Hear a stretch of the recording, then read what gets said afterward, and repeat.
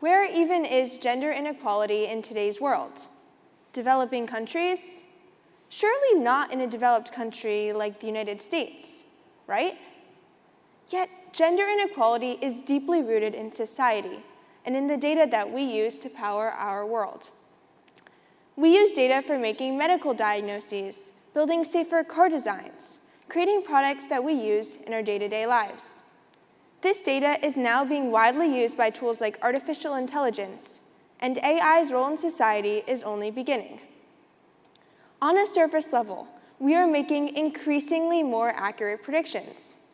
When Amazon's voice recognition system first released in 2016, it was seemingly successful, except for one major flaw. It had not been trained significantly on female voices. In fact, it was 70% more likely to successfully translate a man's voice than a woman's.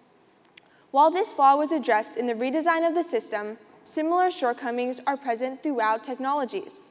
This is just an example of how women are usually misrepresented or not represented at all in data, which can lead to disastrous and even fatal consequences.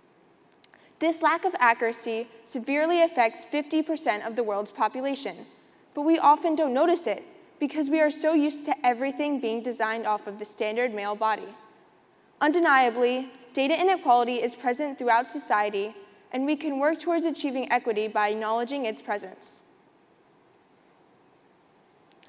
The medical system is also geared away from women. It can be frightening to realize that healthcare professionals aren't as trained to recognize symptoms in female patients, or the lack of research into health conditions that affect women more often than men. One of the most striking examples of gender inequality in the medical field is on the focus on symptoms displayed by men. According to a peer-reviewed survey from the Journal of the American Heart Association, American women spend, on average, 11 more minutes waiting in the emergency room to be seen by doctors, and they are far more likely to be misdiagnosed. This includes heart attacks, and cardiovascular disease is the leading cause of death for women. Women are far more likely to have symptoms other than chest pain during a heart attack, symptoms which healthcare professionals aren't as trained to recognize.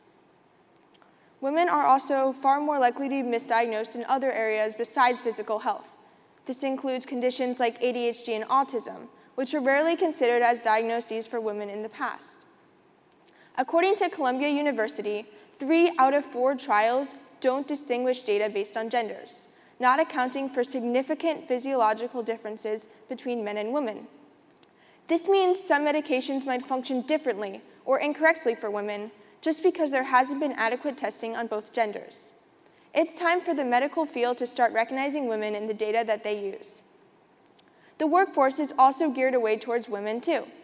American women spend, on average, 94 minutes each day completing unpaid labor.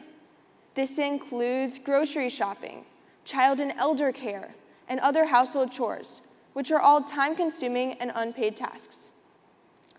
This means that the workforce is already geared away from women, but it's also harder for women to be selected as ideal candidates from job selection algorithms.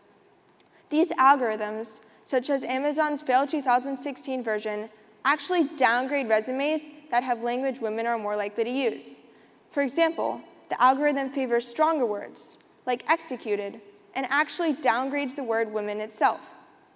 If someone is captain of a women's sports team, for example, the algorithm would actually negatively weigh this against them. This isn't just limited to job recruitment algorithms. It can also be seen in salary data and performance reviews.